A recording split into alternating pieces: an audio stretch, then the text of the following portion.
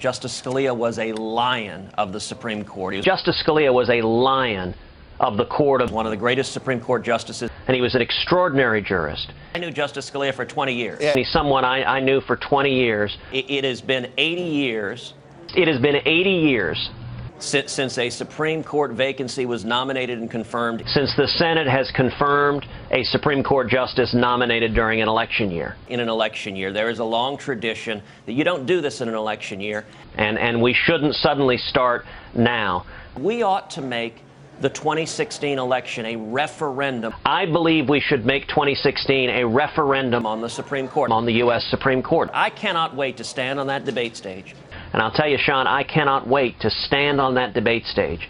With Hillary Clinton or Bernie Sanders. With Hillary Clinton or with Bernie Sanders. And talk about what the Supreme Court will look at like depending on who wins. And to debate before the American people what vision of the court they want. If Hillary Clinton or Bernie Sanders wins, under Hillary or Bernie, then we will see the Second Amendment written out of the Constitution. You read the Second Amendment out of the Bill of Rights, take away our individual right to keep and bear arms. We will see unlimited abortion on demand throughout this country. We'll have a court that would mandate abortion on demand with no limitations whatsoever nationwide. Partial birth abortion, taxpayer funding, no parental notification. Tearing down our religious liberty and restricting our ability to worship God Almighty.